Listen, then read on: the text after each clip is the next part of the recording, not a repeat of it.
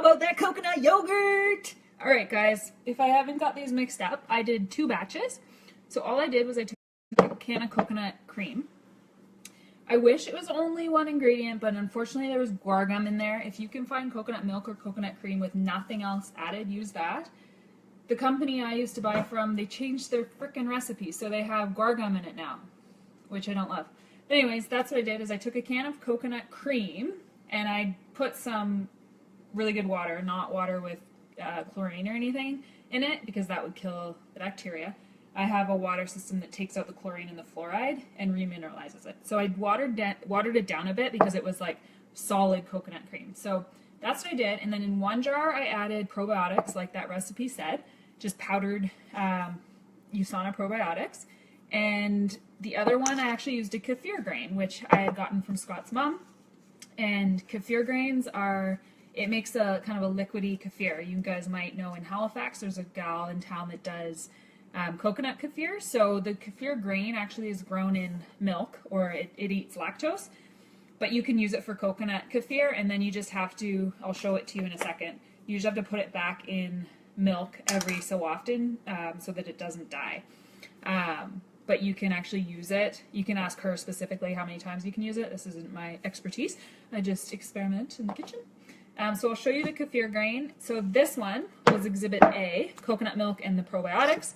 I used some in my shake this morning. It's kind of watery, so maybe I didn't need to put the probiotic or the water in with it. It could have been thicker, but it's kind of like a liquidy yogurt, so I'll probably just use it in shakes. It tastes good. You can tell that it's fermented because it smells sour. You definitely want to, I had it on the counter for like 48 hours.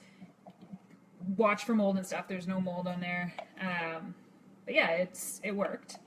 I mean, I'm probably not going to do that just because I take probiotics anyways, and I prefer, I don't know, I would probably just do the kefir over this, only because I like warm foods. If you love like a bowl of yogurt with granola, then sure.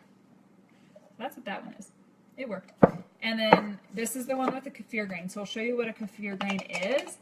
And always use a wooden spoon, because wooden or plastic spoon. So all that I'm doing is I'm fishing in there, and this one's actually a little thicker.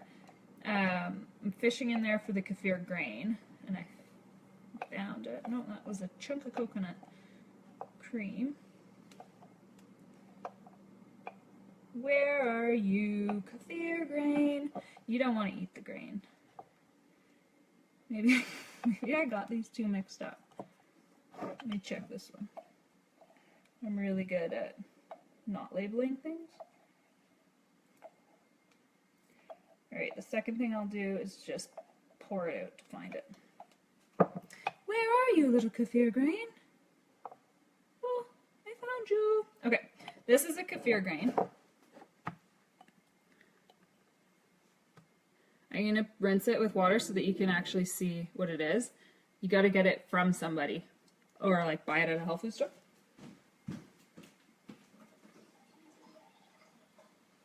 So again, never use chlorine water, it'll just kill it, but I'm rinsing it in good water. There's no chlorine in it, and I'll show you what the grain actually looks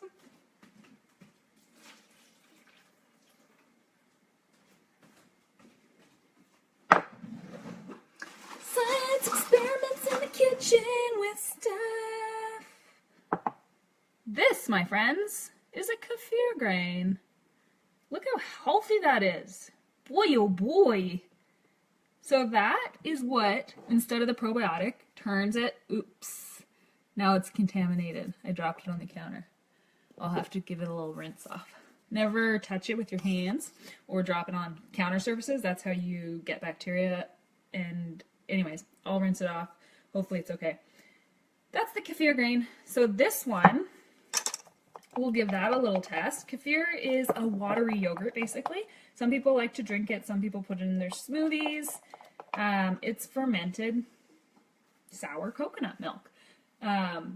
So that one for sure works. They both work. The probiotic one did work. It's a little bit watery, and like I said, I added water to the coconut cream, so if you don't add the water, it would probably be thicker. So I'm just using that in my shakes. It's like a coconut milk and probiotic. And then the kefir, I'll just give it a little taste to see. Yep, it's definitely sour. So you'll know 48 hours is a good time to leave it on the counter. It all depends on the temperature of your kitchen. You gotta let it have air. So I covered it. You can use coffee filter or a cheesecloth or my handy dandy paper towel folder and halfer with my handy dandy blue elastic. And while I've got you here, let me just show you kombucha too. Why we do fermented foods is because it's good for our gut health. Not our breast health, but our gut health. Let me show you my kombucha too. Where are you? Hello, kombucha. Scobies. They're in a dark cupboard because they don't like the light. Ah! There you are. I did a whole video on kombucha. If you want it, just search in our group under the search tab, kombucha, and it should pop up, or it's on my YouTube channel. Again, it's fermented.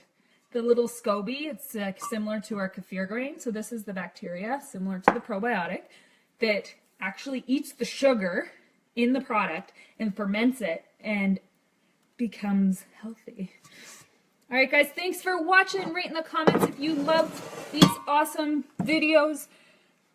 I'm Steph, and I help people like you cut cravings without counting calories.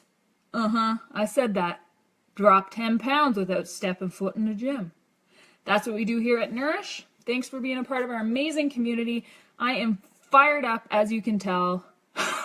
Full of beans. Love you guys.